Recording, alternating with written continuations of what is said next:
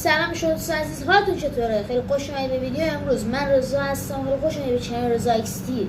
در این ویدیو قرار که آموزش نصب مودهای یورو تراک رو به شما بدیم. این ویدیو اولین ویدیو چنل هست و من طبق اولین ویدیو که قرار دادم برای معرفی کانال بهتون گفتم که ما ویدیوهای تکنولوژی، گیم پلی، مود و غیره رو آپلود میکنیم و با من اولین ویدیو گفتیم که بذارید مود برای شما آپلود کنیم، شاید طرفدارش بیشتر باشه، ولی حتما که مودهای بقیه بازی ها و اون چیزهایی که در ویدیو گفتم گیم پلی اینا رو براتون حتما آپلود میکنم و من دوست دارم که چنل رو به یک محتوا اختصاص بدم، دوست دارم که به چندین محتوا اختصاص بدم.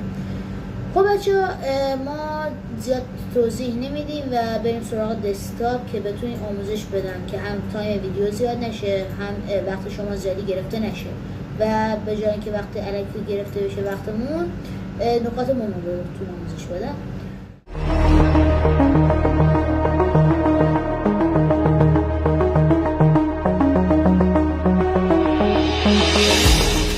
خب بچه‌ها، ما میریم توی فایلی که از چنل تلگرام ما دانلود میکنید که لینکش هم توی دیسکریپشن میذارم و توی خود بیو چنل هم میذارم حتما براتون.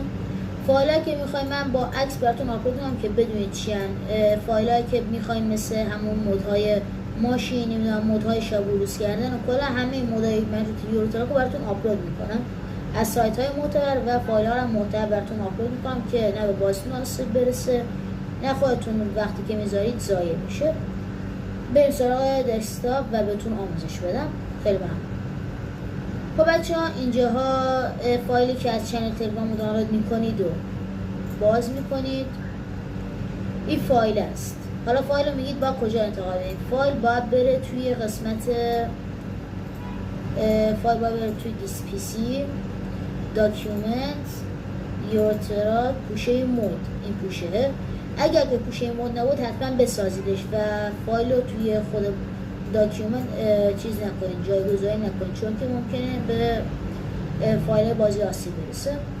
فایل رو میگیریم و مود فایل رو میگیریم و میکشیم اینجا. خب این که تمام شد دیگه چیز خاصی نمیمونه و الان وارد بازیشیم که بهتون آموزش بدیم که چطوریه. خب بچه، تا بازی میاد من این نکته بگم بهتون.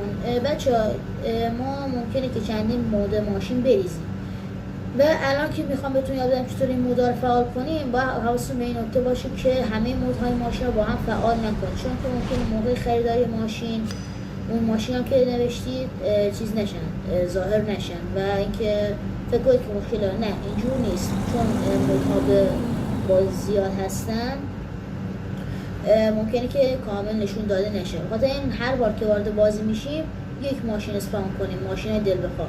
مثلا الان ما میریم توی اینجا با حواستون باشه که کانتینیو رو نزنید و اول بیاید اینجا که مودا رو اکتیو کنید، مودز رو میزنید و اینجا ماشینایی که اسپام کردید. من عقب اینا رو داشتم، شما این صفحه براتون کامل خالیه ولی اون مودا که میریزید میاد. مثلا من الان این دنا پلاس رو ریختم، خب اینجا میزنم روش، این فلش سمت راست رو میزنم، تموم مود میاد اینجاها. ولی اون نکته که الان بهتون گفتم اینجوری که مثلا الان مثلا مرسدس این اکتیوه، باید دی اکتیوش کنم، اینو میزنم و در میاد تو اکتیو. اینجور توی بازی نشون داده که نشه دیگه قاطی نمیشه و گاهی اوقات بازی هم ممکنه کرش شه دیگه این اتفاق براش نمیفته و دیگه اینکه شما فکر میکنید که ماشین خرابه ولی این صرفا جهت ماشینه و برای بقیه مودهای مثل همینایی که دیگه میبینید ریختن، مثل نمیدونم قطار طولانی و نمیدونم همین چراغ و اینا احتیاج نیست، اونا رو با هم اکتیو کنیم، مهم نیست. خب اینو که اکتیو کردیم کانفرم رو میزنیم و میریم توی کانتینیو کریر. اینجا من خود سیوام مشکل داره، اقلا کلا اینجور بوده و اینجور برای شما اینجور داده نمیشه و اینکه فکر نکنید مشکل های نه، مشکل هم مودی. من کلا بعضی وقتا سیوام کلا قبلا سیوام مشکل برده.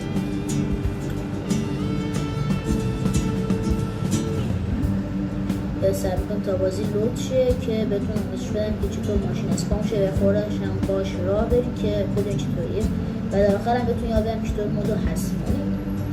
خب بازی بدون شروع مشکل میاد بالا توی قسمت سیستم سرویس تراک دیلرز میریم.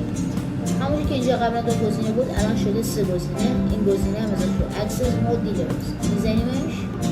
اینجا ماشینی که اسپام کردید اگه میخواید همینجور کاستومش کنید، اگر که نفر خریداری رو میزنید و گاراژتون انتخاب میکنید. گاراژ رو انتخاب کردیم، این پیام خرید ممنوعات خریدتون شده شد، اوکی رو میزنیم و میریم توی خود بازی تا ببینیم که چطوره. ولی یه نکته برای اینکه ماشین رو ببینید تراک منیجمنت رو میزنید و از اینجا ماشین که دارید رو انتخاب میبینید چه ماشین هایی یکیشون انتخاب کنید. الان مثلا همین دنا که الان زدیم درایویت رو میزنیم. الان که میاد تو بازی خود دنا اومد بالا، چون اگر فقط همون به تو بازی ممکن اون تریبی که تازه بوده رو بتونش. خب دوستان این ماشینی که ما همین الان مودش رو با هم ریختیم و واقعا ماشین با کیفیتیه و واقعا من که یه خورده باش رانندگی میکردم واقعا انگار خود کمپانی بوده، برعکس مثلا بعضی ماشینای دیگه کیفیت ساخت درستی نداشتن. الان همونجور که میبینید این بازی الان ببینید ماشین بدون هیچ گونه مشکلی اجرا شد و نه هیچ گونه لگ یا هیچ گونه باگ. با اینکه من الان دارم هم ریکورد میکنم هم دارم بازی اجرا میکنم، همونجور که میبینید هیچ گونه لگ یا چیزی نداره و ماشین کاملا طبیعی و درسته.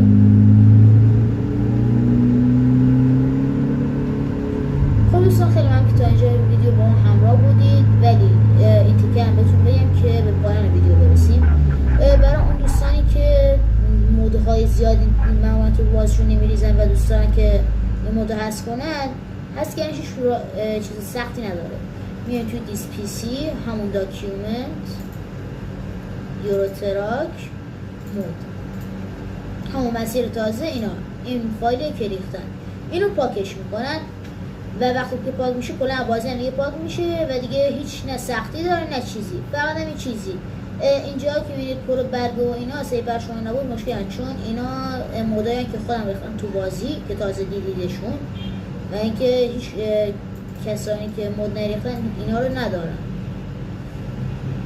و همین دیگه بود. کل ویدیو راجع به همین بود و دیدید که چقدر ساده بود مود ریختن توی بازی. خب خیلی ممنون که تا اینجا ویدیو با ما همراه بودید. لایک و سابسکرایب فراموشتون نشه. اگر که مودهای بازی دیگه یا برای همین یوزر مودهای مد نظر داشتید حتما تو کامنت بگید، براتون میذارم. خب خیلی ممنون که تا اینجا ویدیو با ما همراه